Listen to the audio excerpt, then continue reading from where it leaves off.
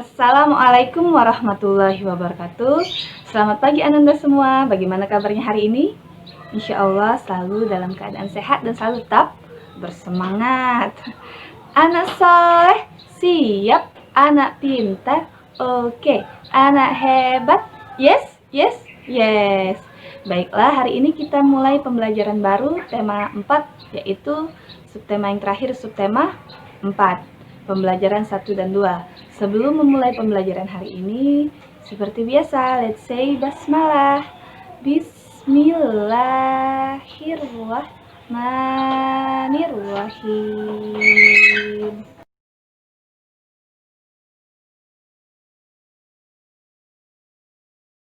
Kita mulai pembelajaran pada hari ini subtema 4. Kewajiban dan hakku sebagai warga negara. Kita mulai pembelajaran pertama pada halaman 82. Nah, jadi pada halaman 82 ada teks Ayo Membaca. Silahkan Ananda baca dulu sejenak teks tersebut, apa isinya. Kemudian Ananda ceritakan secara singkat apa isi teks tersebut. Silahkan dihentikan sejenak videonya dan di-pause. Sudah kan Ananda baca teksnya? Jika sudah, hari ini kita akan belajar hampir sama seperti sebelumnya, yaitu menemukan masalah dalam teks bacaan. Jadi, setelah kita baca di sini ada cerita Nina dan temannya Rini pergi ke sekolah. Nah, Rini bercerita bahwa sudah seminggu ini ia belajar di luar kelas. Kenapa? Karena gedung sekolah Rini rusak karena bencana gempa.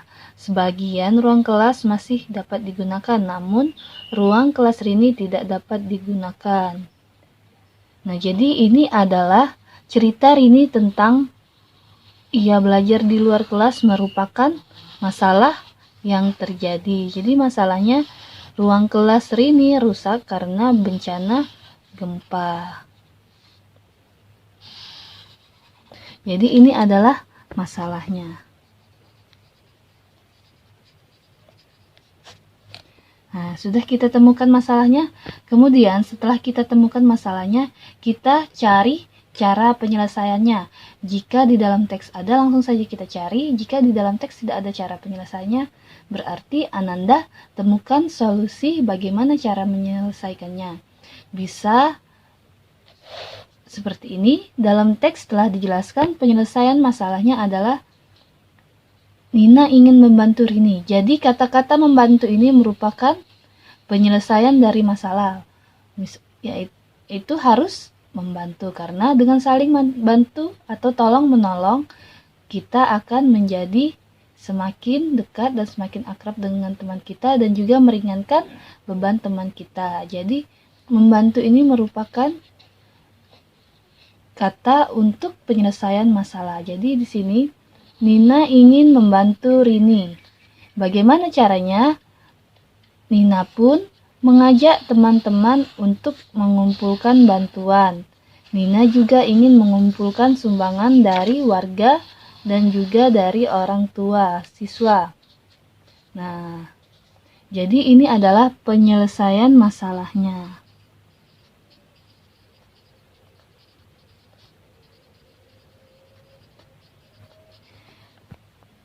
Jadi masalahnya di sini tadi sudah kita temukan dan penyelesaian masalahnya sudah kita temukan juga.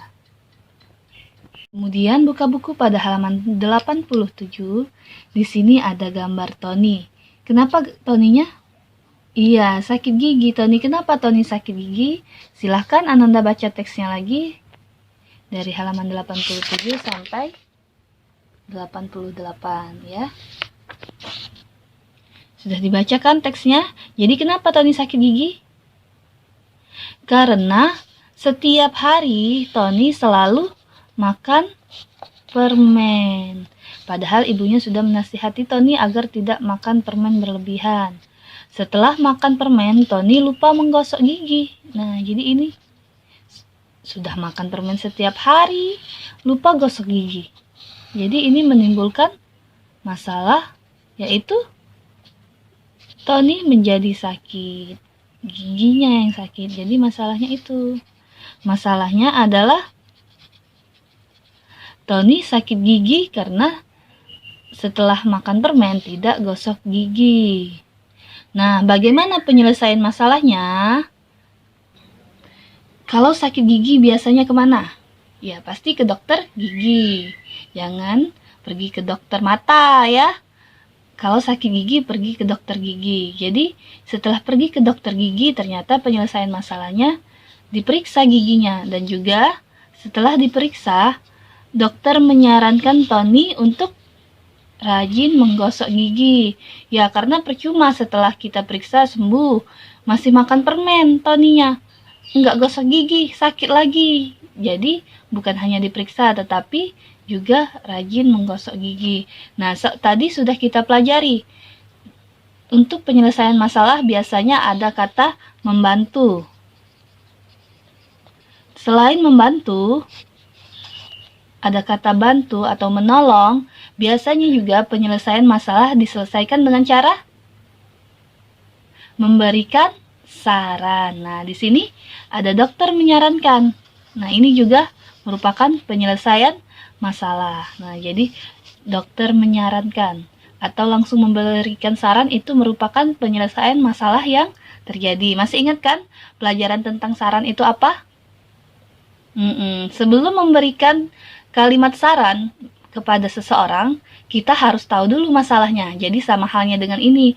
Jika kita mengetahui masalah apa yang terjadi, maka cara penyelesaian masalahnya adalah pemberian saran. Untuk pelajaran hari ini, bahasa Indonesia mungkin cukup sampai di sini dulu. Semoga Ananda dapat mengerti. Dan jika masih belum paham, Ananda boleh langsung bertanya ya. Baiklah, untuk pembelajaran SBDP hari ini, kita akan belajar tentang membuat karya dekoratif. Kalau pada subtema 3 kemarin, kita belajar menggambar motif dekoratif, salah satunya motif batik. Hari ini kita akan belajar membuat karya dekoratif, yaitu amplop. Tahu kan sudah amplop itu apa? Ya, tempat menaruh sesuatu di dalamnya. Nanti bisa diisi uang, bisa diisi surat, dan lain sebagainya. Jadi alat dan bahan yang diperlukan yaitu yang pertama tentunya kertas. Boleh kertas origami, kertas putih, kertas kado, kertas bekas majalah, atau kertas koran, terserah kertas apa. Yang penting sediakan kertas ya. Kemudian yang kedua, gunting. Yang ketiga, lem. Jadi simple aja ya. Ada gunting, lem, dan juga kertas. Nah, hari ini Ibu akan mengajarkan cara membuat amplop. Ada 2 bentuk. Yang pertama, kita gunakan kertas origami atau kertas yang lainnya. Kalian bentuk menjadi segi 4 sama besar sama panjang sisi-sisinya ya, seperti ini. Kemudian kalian lipat, tapi jangan dipatahkan lipatnya, cukup ujung-ujungnya saja. Nah, lipat 2. Nah, ini lipat 2. Jangan dipatahkan lipatannya, ujungnya saja dikasih lipatan sedikit, kayak itu dipatahkan, dan ujung atasnya juga. Ini agar rapi amplopnya ya. Kemudian dibalik ke arah selanjutnya. Nah, dilipat 2 juga seperti ini.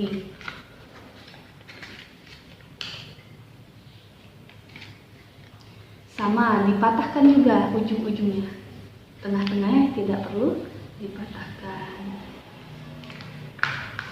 Kemudian setelah kita dapatkan, nah jadi ujung-ujungnya ini kalau kita lihat nanti ada lipatan ini. Nah, setelah itu kita lipat ujung-ujungnya. Nah, kita tarik seperti ini nanti. Nah, tapi dilebihkan, jangan hanya seperti ini. Ini nanti tidak bisa dilem, dilebihkan sedikit, ditarik lagi, ditimpa satu sama lain. Lipat seperti ini, lipat berlawanan dulu, kemudian boleh dikasih lem ujungnya agar menyatu.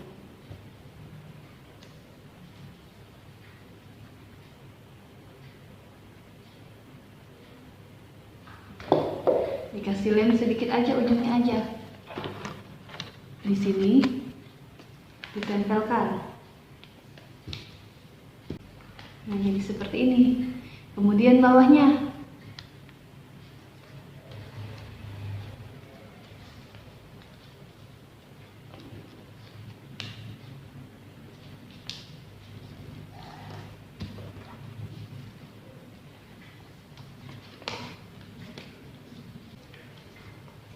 Yang bawahnya tarik sampai ujung ini, yang membentuk segitiga ini, tarik sampai ke ujung. Nah, jadi akan terlihat seperti ini.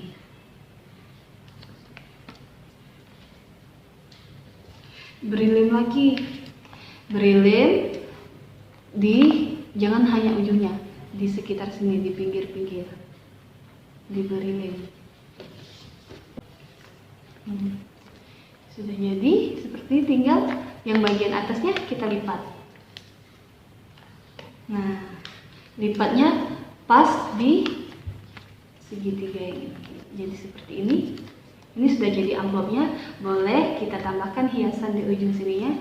Kalau yang ini ibu mau tambahkan guntingan kertas yang berbentuk seperti hati. Jadi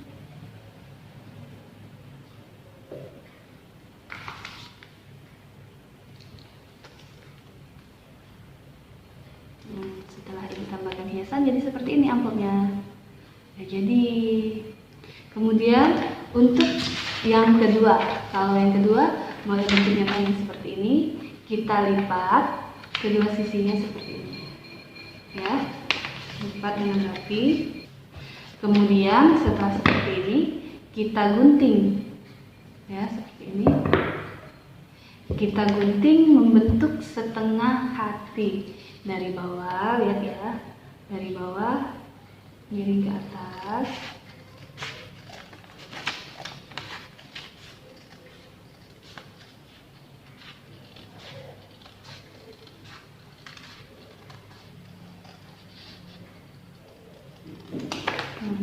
Bentuk seperti ini. Nanti kalau dibuka jadi berbentuk hati, ya. Kemudian setelah jadi bentuk hati, kita lipat ujung-ujungnya, tapi sedikit saja kedua ujung hati ini, ya, dilipat sama besar ujungnya, tidak boleh miring-miring ya, harus sama besar. Nanti kalau kita ukur yang ini, lipatan ini sama, kedua sisinya bertemu. Kemudian yang atasnya kita lipat seperti ini. Jadi lipat. Setelah dilipat, kita beri lem yang bagian kita lipat tadi. Satu sisi saja, misalnya yang di sini ya, yang di sini tidak perlu diberi lem lagi ya. Nah, sini dan sini dikasih lem.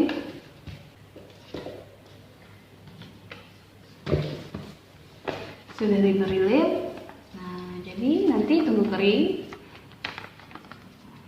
Kemudian bagian yang atasnya kita lipat. Nah, jadi membentuk amplop kan? Ibu mau tambahkan lagi hiasan berbentuk bunga. Nah, ini sudah jadi amplopnya. Seperti ada dua cara. Yang pertama yang seperti ini, yang kedua yang seperti ini.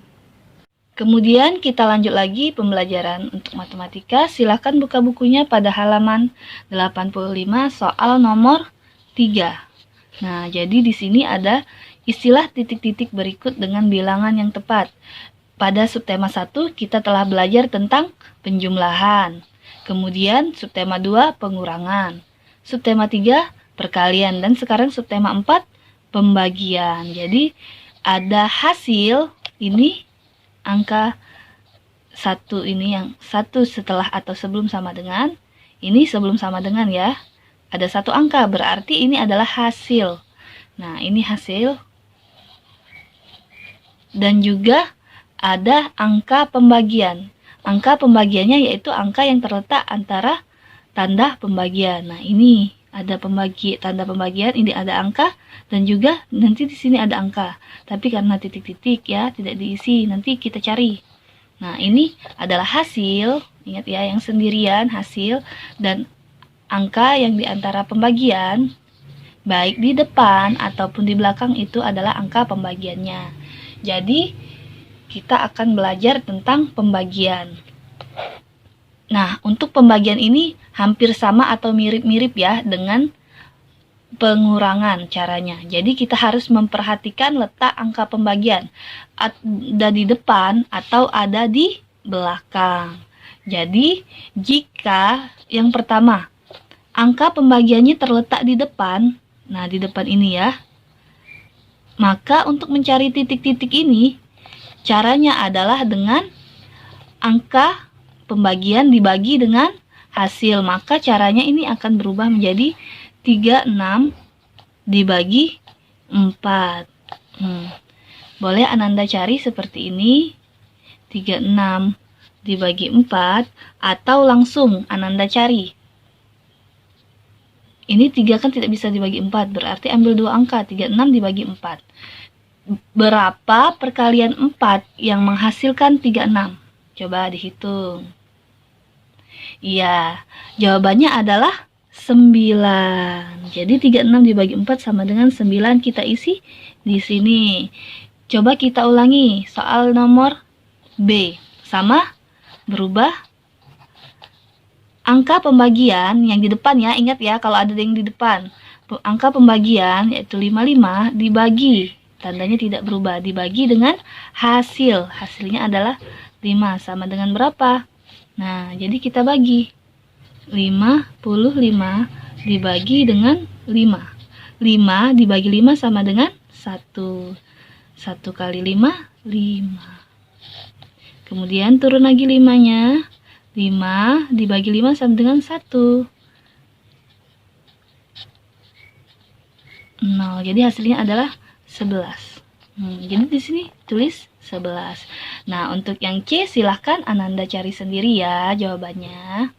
Kemudian kita lanjut soal D, E, F. Jika pada soal A, B, C tadi angka pembagian berada letaknya di depan, kali ini pada D, E, dan F angkanya ada di belakang. Nah, yang A tadi kalau di depan maka tetap dibagi, yaitu angka pembagian dibagi dengan hasil. Nah, kalau pada DEF angkanya di belakang, titik-titiknya di depan ya. Maka caranya adalah langsung saja dikalikan angkanya, kedua angka ini. Boleh 7 dikali 8 atau 8 dikali 7. Nah, jadi kita tulis di sini angka pembagiannya dulu saja biar tidak bingung. Angka pembagiannya yaitu 8. Dikali tandanya berubah. Dikali hasil. Dikali hasilnya 7. 8 dikali 7 sama dengan, iya, pinter sekali, 5, 6. Yang E sama dengan yang atas, langsung dikali. Tidak usah kita tulis lagi perkaliannya atau kita tulis. Ya, ditulis saja ya. Berarti angka pembagiannya 9 dikali 8. 9 dikali 8 berapa? Iya, 72. Nah, untuk yang F, coba Ananda berlatih sendiri bagaimana jawabannya ya. Semoga pembelajaran matematika ini hari ini dapat Ananda pahami. Baiklah, kita lanjut pembelajaran pada hari ini. Kali ini kita akan belajar tentang kewajiban dan hak warga negara. Warga negara adalah setiap orang yang tinggal di suatu negara. Setiap warga negara memiliki kewajiban dan hak sesuai peran masing-masing. Setiap warga negara berhak mendapatkan fasilitas umum seperti 1. Berhak mendapatkan fasilitas kesehatan, baik pelayanan puskesmas maupun rumah sakit.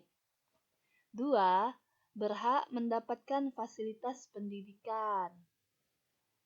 Dan 3. Berhak mendapatkan fasilitas transportasi seperti adanya terminal bus, kendaraan umum, dan juga jalan raya. Namun, selain memperoleh hak fasilitas umum, kita juga memiliki kewajiban, yaitu menjaga dan memelihara fasilitas umum. Misalnya, dengan cara kita tidak boleh membuang sampah sembarangan di tempat fasilitas umum. Tentunya membuang sampah pada tempatnya. Dan juga tidak merusak fasilitas umum yang tersedia. Dengan kita menjaga dan memelihara fasilitas umum yang tersedia, maka hak yang akan kita peroleh untuk mendapatkan fasilitas umum tentu akan terasa nyaman. Selesai pembelajaran kita pada hari ini. Semoga apa yang disampaikan dapat Ananda mengerti dan dapat Ananda pahami. Jika ada yang belum paham, silahkan langsung hubungi Ibu, telepon atau WA. Dan kita akhiri pembelajaran pada hari ini. Say hamdalah, alhamdulillahirabbil alamin. Wassalamualaikum warahmatullahi wabarakatuh. Seperti biasa, jangan lupa like, subscribe, dan komen-komen.